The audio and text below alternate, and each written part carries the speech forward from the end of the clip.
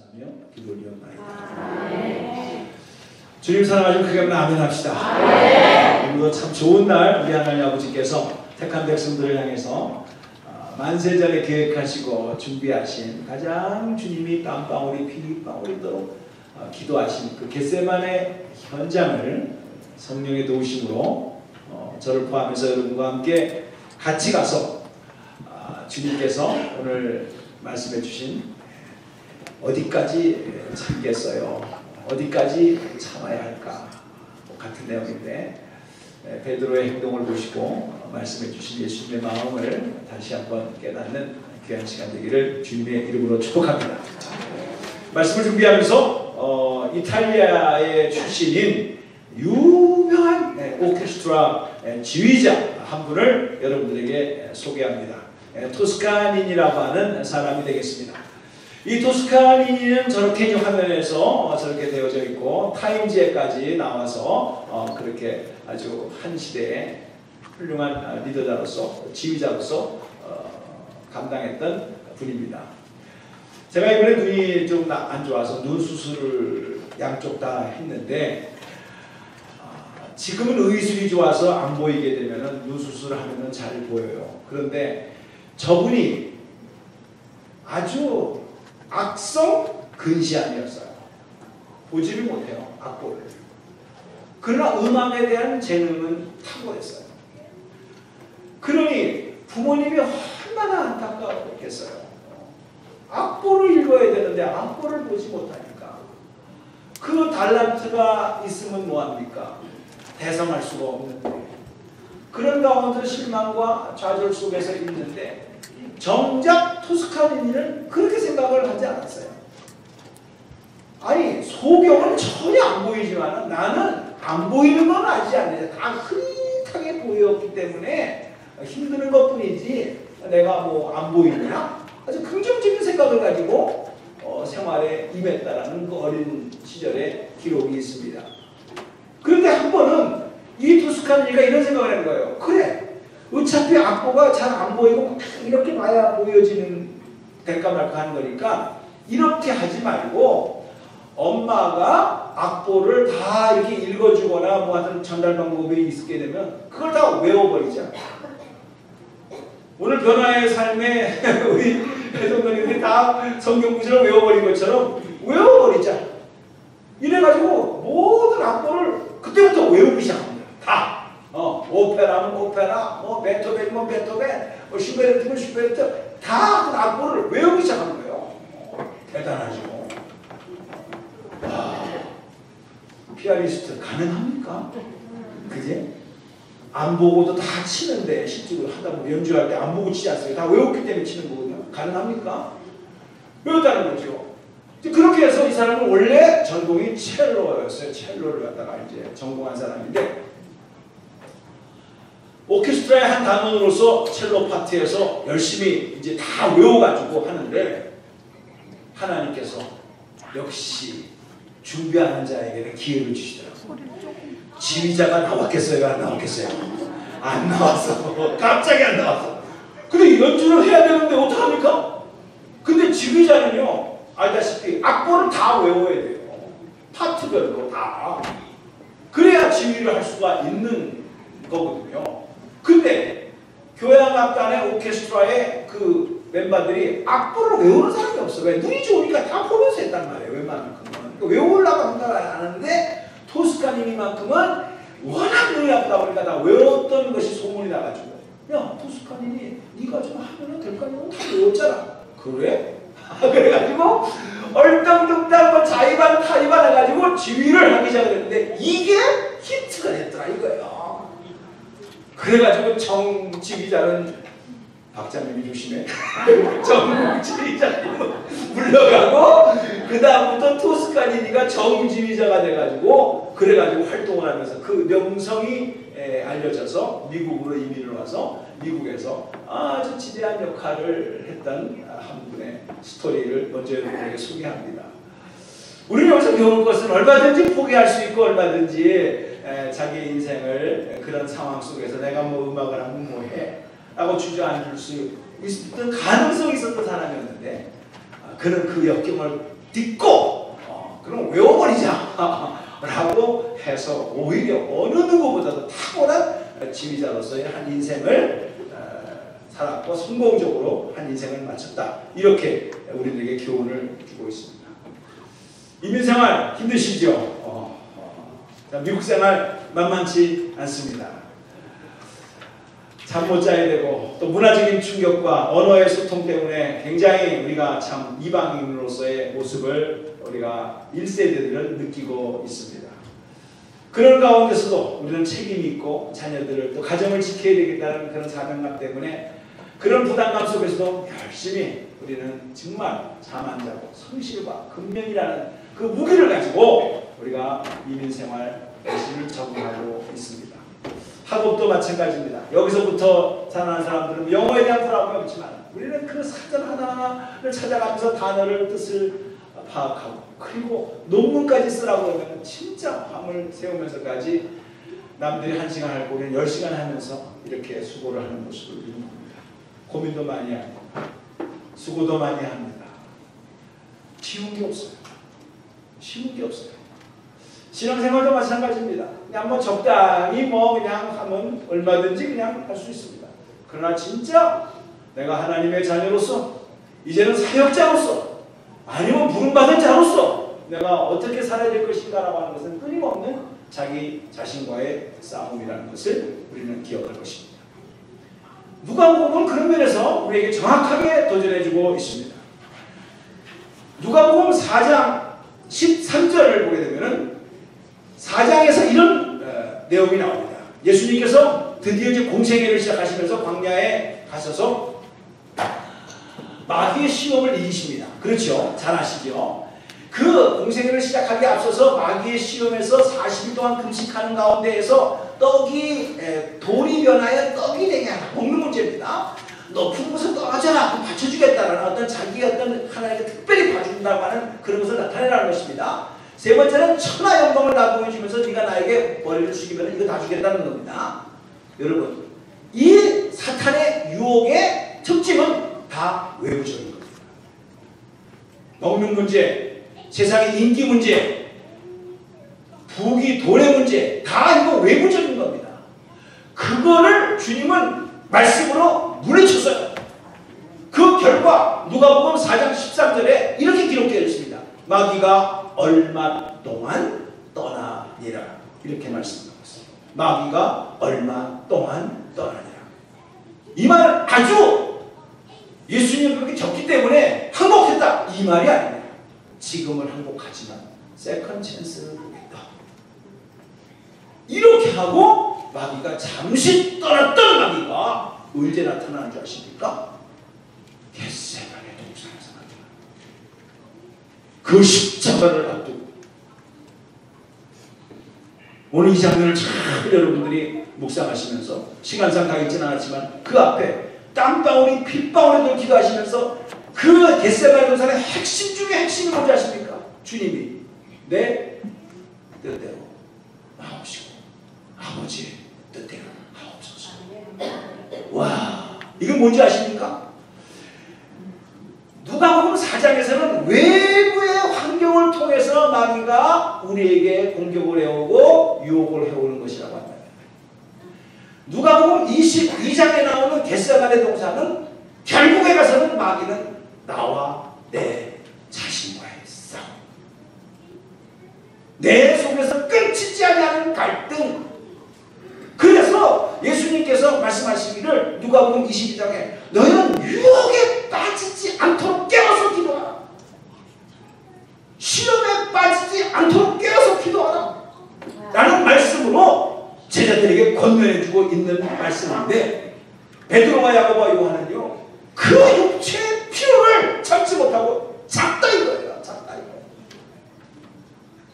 주님은 그 십자가의 사건을 앞두고 막 죽어는 하나님의 사명을 붙잡고자 땀방울이 핏방울도 기도하면서 제발 좀 이 기도에 동참을 좀 해달라고 했는데 3년 반 동안 따라다녔던 제자들은 알란가 몰란가 그저 육신이 그냥 피곤해서 그냥 자버렸다 이거예요. 오케이, 자버린 거는 이해할 수가 있습니다. 그런데 어떤 결과가 나와서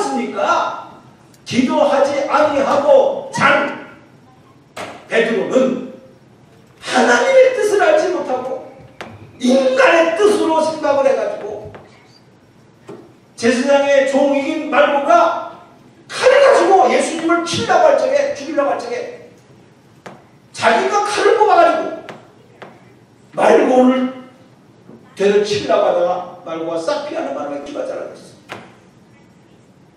이것이 베드로는 예수님을 보호하기 위해서 말고가 예수님을 잡으러 온 그것을 내가 칼로서 막았다라고 자랑스럽게 내가 수제자다 그래도 베드로다 라고 생각을 하고 그렇게 행동을 했다 이거예요.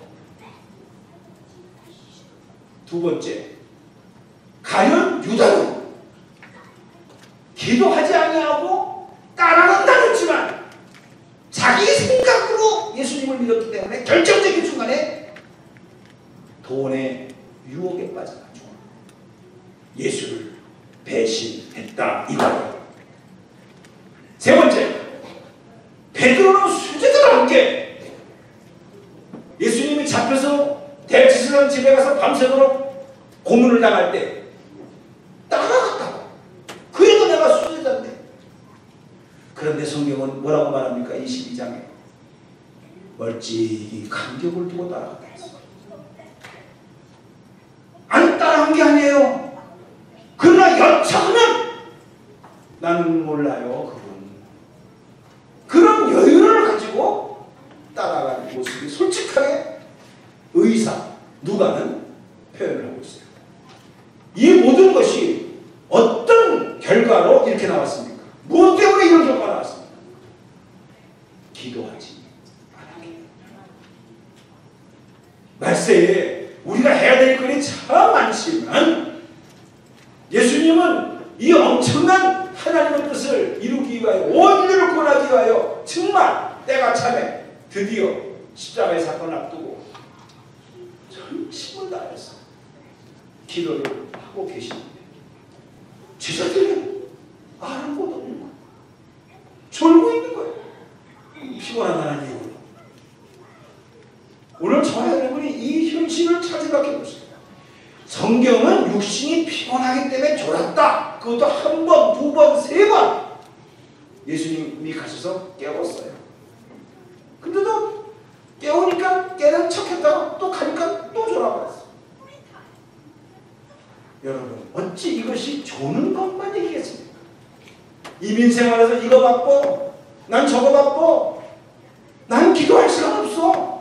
큐티할 시간 없어. 우와, 성경 구절 어떻게 이렇게 외워? 난 못해요. 드디어 모태신앙에 오서 모태로 신앙으로 나가요. 이것이 마음은 원이라되 욕심이 약해서 그래요. 이렇다는 둥 저렇다는 둥 너가 내 입장 대보라는 둥 그것이 다 조는 거예요. 오케이, 조는 거는 조라.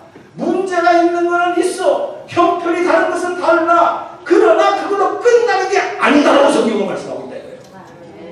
그렇게 안 하다 보니까 결정적인 순간에 예수 할 수도 있다는 거예요. 결정적인 순간에 하나님의 뜻을 알지 못하고 자기의 생각으로 자기의 방법으로 나는 예수님을 보호해 줄 수 있다고 생각을 하고 칼을 들어서 말고를 친다 이거예요. 체면상 안 따라갈 수 없으면 따라가는 거지만 멀찍이 간격을 두고 따라가서 결국은 되었습니다. 나약한 여인 앞에서 예수님을 저주하고 부인했던 베드로의 모습을 성경은 정확하게 말씀해주고 있는데 그 모든 원인이 결국은 뭡니까? 깨워서 기도하지요.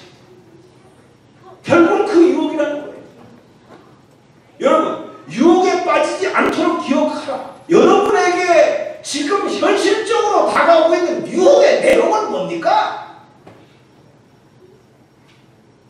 2017년도 고난이다. 2017년도 부활절이다. 당장 우리가 절기적인 차원 속에서 뭐 내일부터 시작되어지는 그런 거 말고 실질적으로 여러분의 마음속에 지금 유혹이 오고 있는 내용이 뭐냐고요. 핑계가 뭐냐고요. 그건 다 유혹입니다. 언제 하나님을 부르실지 모르는 상황 속에서 언제까지 내 형편, 내 처지만을 가지고 그것 때문에 못합니다. 여기서는 졸고 있는 거지만은 그것 때문에 나는 못합니다라고 핑계만 대면서 주님 앞에 올바로 서지 못할 때 여러분은 언제든지 성경에 나오는 것처럼 결정적인 순간에 예수를 배신할 수 있고 하나님의 뜻과 전혀 상관없는 짓을 하면서 하나님 뜻대로 했다라고 주장할 수 있고 따라는 같지만 멀찍이 따라가므로 말미암아 결정적인 순간에 핑계대면서 빠져나올 수 있는 길을 챙길 수 있고 죽기까지 복종하셨으니 곧 십자가에 죽으심이라 그것은 예수님이나 하는 것이고 나는 그렇게 못 튀어 모태신앙으로 돌아가는 여러분의 모습은 없냐 이거예요. 사랑하는 성도님들, 예수님은 베드로의 행동을 보시고 자기를 위해서 칼을 들고 말고를 치는 베드로를 보고 야 그래 역시 수제자야. 역시 지금으로 말하면 그래 장로님 그래 아무개 권사님 아무개 지사님 정말 당신 이 교회를 사랑하고 목사를 위해서 성도를 위해서 칼을 들고 나를 잡으러 오는 적군을 향하여 과감하게 나선 당신의 행동에 박수를 보내 정말 존중입니다. 이렇게 했어야 우리 상식으로 맞다. 역시 베드로네. 베드로밖에 없어. 인간적으로 나를 구해주려고 이렇게 애를 쓰네. 오 베드로 잘했다. 근데 예수님은 그렇게 한 게 아니고 오히려 여기까지 참아라. 베드로 편을 들어주는 게 아니라 오히려 말고의 귀를 고쳐주면서까지 베드로 입장에서 볼 적에는 말고 편을 들어주는 것 같아요. 자기를 보고는 참으라고 해놓고서 말고의 귀는 고쳐주신 예수님. 예수님 누구 편이요? 도대체 지금 나는 지금 누구를 위해서 지금 칼을 뽑았는데 예수님은 누구 편을 들고 있는 거요? 이렇게 해석할 수도 있다 이거예요. 와 동시에 섭섭이가 들어가서 어떻게 됐더라 상상하시지 마시고 어쨌든 우리가 가능성을 본단 말이죠. 그러면 예수님의 행동이 틀렸습니까? 예수님은 왜 그렇게 하셨습니까? 예수님이 그렇게 한다면 뭔가 뜻이 있겠지요. 그걸 파헤쳐 본다면 예수님은 땀방울이 핏방울이 기도를 했다는 말은 무슨 말입니까? 자기 생각 문자 그대로 내 뜻대로 하지 마옵시고 아버지의 뜻대로 하옵소서라고 하는 자기 자신과의 마지막 사탄의 유혹과 공격 속에서 내 뜻대로 할 것이냐 하나님의 뜻대로 할 것이냐는 마지막 첫 번째 공격은 외부의 환경을 통해서 공격해오는 것이라고 한다면 마지막 공격은 내 자신과의 싸움에서 꼭 그렇게 해야만 네가 온 인류를 구원할 수 있느냐 안 죽어도 된다. 다른 방법도 있다. 이렇게 공격해오는 자기 자신과의 싸움에서 하나님의 음성에 귀를 기울이고 기도하면서 아버지여 이 자를 옮겨주세요. 그러나 내 뜻대로 나옵시고 아버지의 뜻대로 하옵소서라고 하는 아버지의 음성에 귀를 기울이는 모습이었다 이거예요. 그러니까 베드로가 지금 자기 옆에서 말고가 다가오는 것을 탁 칼로 치는 그 장면을 바라볼 때 베드로 잘해서 어깨 두부기는 것이 아니라 예수님은 딱 베드로를 보는 게 아니라 하나님을 쳐다봐. 하늘의 보좌에 계신 하나님을 쳐다보는 순간 하나님이 팔짱을 딱 끼시고 베드로의 행동을 분명히 보고 계실 텐데 박수 치고 있는 모습이 아니라 혀를 차고 계시죠. 쳤구나. 저렇게 하는 행동이 나를 기쁘시게 하는 게 아닌데 예수님은 기도하는 가운데 하늘의 보좌에 계신 하나님의 반응을 보는 거야. 하나님의 반응은 반응이 없어. 베드로의 행동을 보고 잘했다라고 칭찬하는 얼굴이 아니야. 오히려 근심하는 얼굴이야. 마치 예루살렘으로 올라가려고 하지 그리 마옵소서 라고 베드로가 말할 때 사탄아 물러가라 너는 하나님의 일을 생각지 않냐고 인간의 생각으로 나를 막는도다 라고 말씀하신 베드로를 향하신 예수님의 그 포커스 자기를 생각해 주는 것 같지만은 자기를 생각해 주는 것이 아니라 더 큰 하나님의 계획을 방해하는 베드로의 모습을 보고 책망하신 예수님은 지금 이 순간에도 자기를 위한 건데도 자기를 위해서 막는 베드로를 칭찬하는 것이 아니라 그것까지 참아라 9가지 하면서 하나님의 반응을 보고 이 말씀을 해주시는 내용이라는 거예요. 사랑하는 성도님, 기도하지 않으면 인간적인 생각이 나오게 됩니다. 인간적인 생각을 하게 되면 인간적인 행동을 하게 됨으로써 자기 생각대로 자기가 해놓고 나서 자기 스스로 시험이 들고 왜 나를 못 알아주냐라고 생각합니다. 근데 우리는 학교 다닐 때 생각을 해보면 시험 문제는 간단하더라고요. 시험 문제를 낸 출제자의 의도가 무엇이냐라고 아는 사람은 정답을 씁니다. 그러나 출제자의 시험의 의도를 모르고 자기 생각대로 쓰는 사람은 우리 뭐 빽빽하게 썼어도 출제자가 볼 적에는 이거는 그죠. 그냥 자기 자랑으로 쓴 것밖에 안 돼서 학점이 뭐가 나오는지 상상을 해보시기 바랍니다.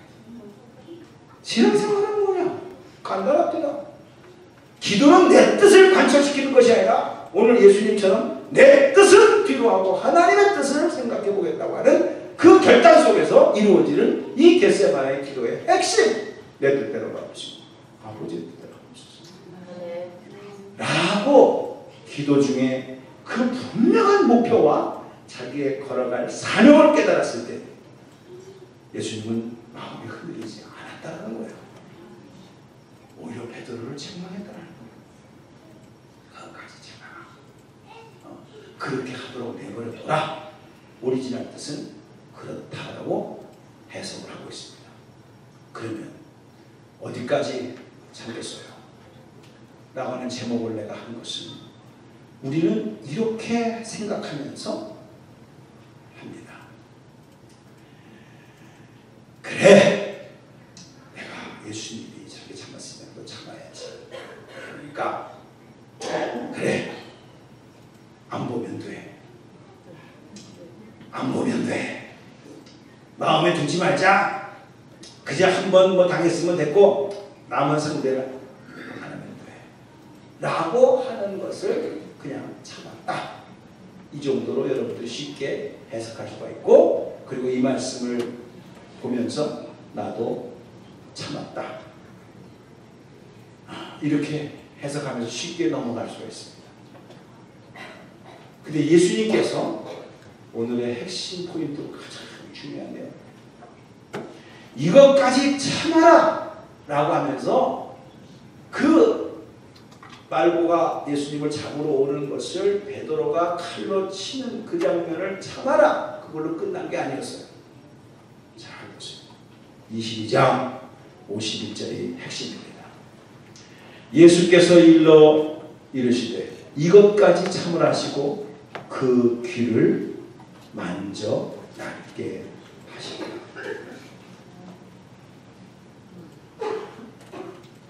예수님의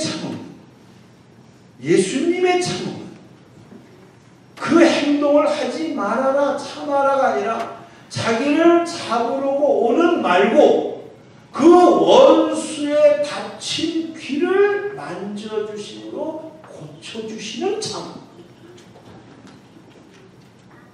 난 이거 묵상하다가 아주 왕부담이 돼가지고, 아니 원수에 대해서 한 번 당했다, 잊어버려, 그냥 뭐 그럴 수도 있는 것이지. 그러나 2번은 안 당한다.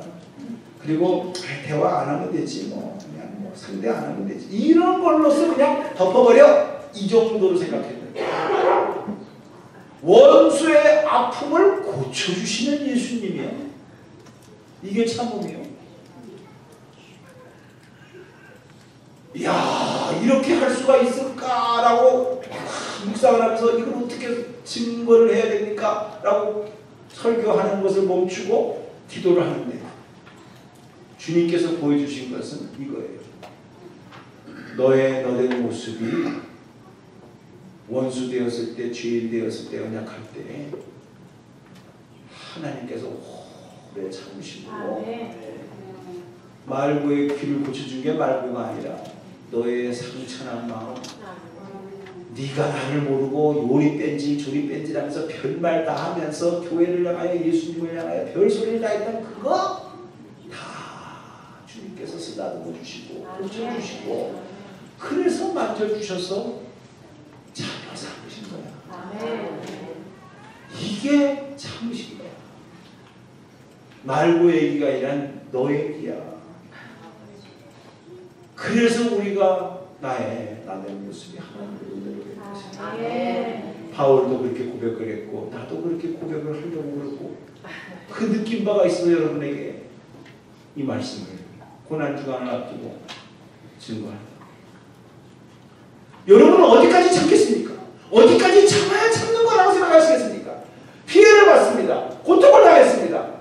경제적인, 정신적인, 육체적인 아픔을 겪었습니다. 참아야지. 그래, 갈보리 언덕의 십자가를 생각하면서 참아야지. 그 참음은 안 보면 되지요. 대화 안 하면 되잖아. 그거지요. 그게 중요해요. 그 원수를 고쳐줬어요. 이야, 그래서 제가 이 자리에 설 수가 있었고 여러분도 이 자리까지 앉을 수가 있었다고요. 저 사람은 상대 못할 사람이야. 한 번으로 좋게 라고 했는데 제가 어찌 여기에 설 수가 있겠습니까? 여러분이 어찌 여기에 앉을 수가 있겠습니까?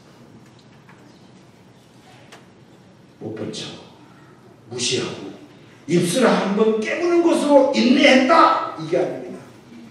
원수가 다가올 때 그 원수의 귀를 만질 수 있는 여유, 그것은 우리 힘이 아닙니다. 주님의 마음을 가지면 나에게 침을 뱉고 나에게 모독하는 원수가 다가올 때 오히려 그의 아픔을 만져줄 수 있는 그 여유는 주님 마음 안에서 이루어질 줄로 믿습니다.